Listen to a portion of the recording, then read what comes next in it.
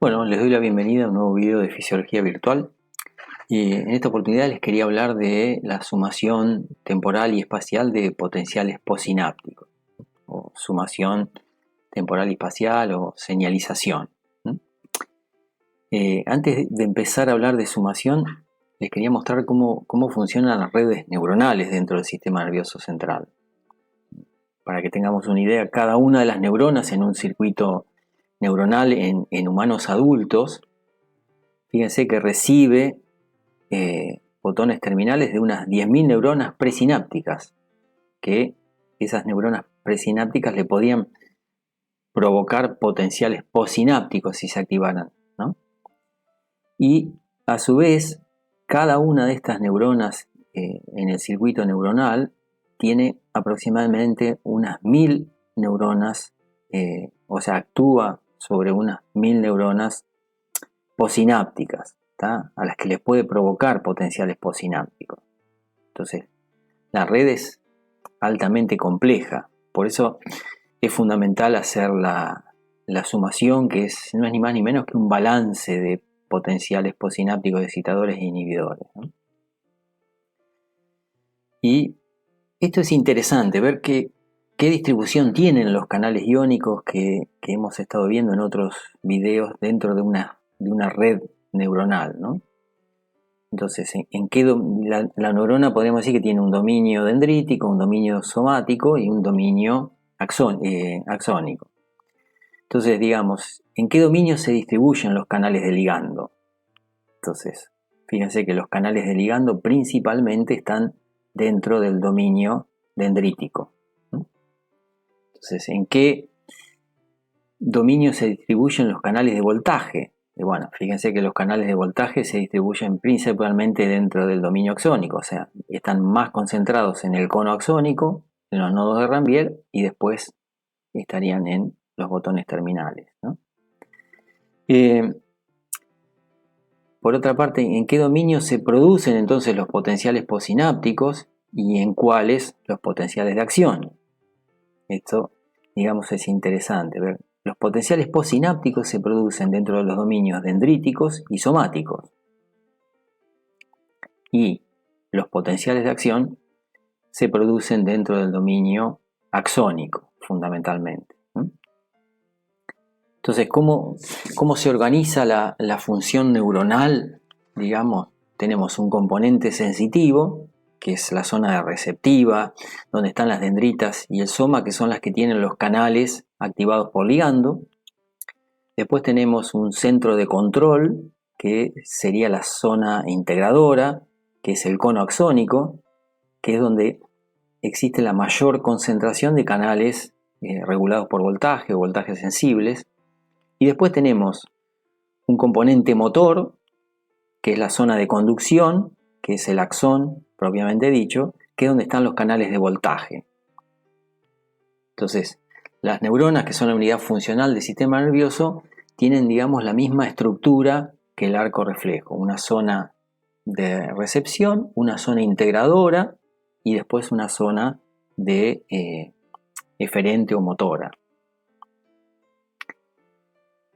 Entonces, ¿qué es la señalización? Por ejemplo, la señalización temporal o sumación temporal de potenciales postsinápticos. Fíjense que en este esquema tenemos una neurona postsináptica y 3 neuronas presinápticas, la A y la B, que son excitadoras, y la C, que es inhibidora. Entonces, si aumenta la frecuencia de activación de la neurona A, por ejemplo, produce un potencial postsináptico excitador, 2, pero si esos potenciales se producen muy cercanos en el tiempo, a alta frecuencia, fíjense que se van sumando y aproximan el potencial de membrana al momento del umbral, y ahí se produce la activación, digamos, o la generación de un potencial de acción. Entonces, la sumación temporal es la sumatoria de potenciales postsinápticos de una misma neurona presináptica.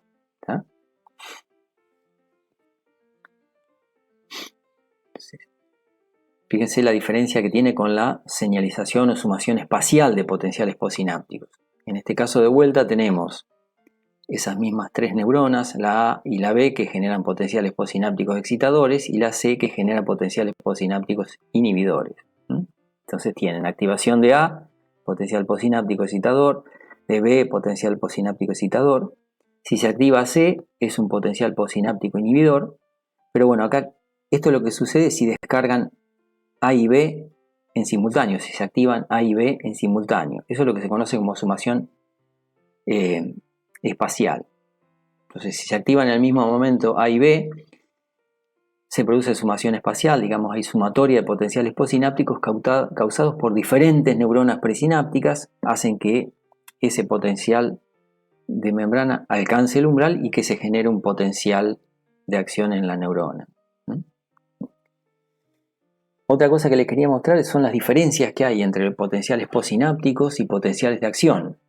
Diferencias de amplitud, de duración, de respuesta, de señal y de propagación, ¿no? En el caso de amplitud, fíjense que la amplitud del potencial postsináptico va de 0,1 mV a 10, mientras que la del potencial de acción es de 70 a 110. O sea, el potencial de acción directamente invierte la polaridad, pasa a ser positivo al interior de la célula. Hay diferencias en la duración también. La duración puede ser de 5 milisegundos hasta 30 minutos el potencial postsináptico, mientras que el potencial de acción dura alrededor de 1 milisegundo, ¿tá? Entre 1 y 10 milisegundos. El tipo de respuesta también, la respuesta en el caso del potencial postsináptico es graduada. Hay potenciales postsinápticos excitadores y hay otros inhibidores, mientras que en el caso del potencial de acción la respuesta es a todo o nada, o sea, ¿se produce un potencial de acción o no se produce? Hay diferencias también en cuanto al tipo de señal. Los potenciales postsinápticos pueden ser hipopolarizantes cuando son excitadores o hiperpolarizantes cuando son inhibidores. En el caso del potencial de acción es despolarizante, o sea, se invierte completamente la polaridad de la membrana. Y hay diferencias también en cuanto a la propagación. La propagación en el caso del potencial postsináptico es pasiva, solamente hay entrada de iones a través del canal ese activado por ligando, mientras que en el caso de la propagación del potencial de acción es activa. ¿Por qué? Porque en la medida que se activa un canal regulado por ligando, modifica la polaridad de la membrana de los canales que están vecinos, digamos, en la membrana celular, y esos también se empiezan a activar. Entonces así se va propagando de manera activa o autopropagando el potencial de acción.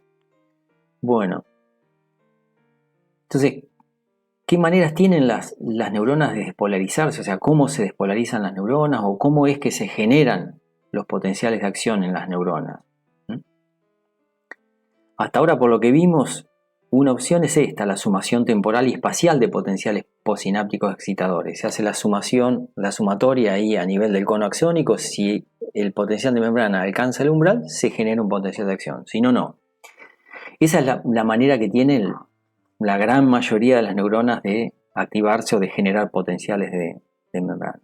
Hay otra manera, que es la de las neuronas que tienen potenciales de membrana en reposo inestables. Estas son neuronas automáticas, digamos. Un ejemplo podrían ser las neuronas del centro respiratorio, las neuronas inspiratorias. Acá no necesita de potenciales postsinápticos que las estimulen, sino que el potencial de membrana es inestable. Es parecido a lo que sucede en la célula de los nodos cardíacos o de los marcapasos en el tubo digestivo, por ejemplo.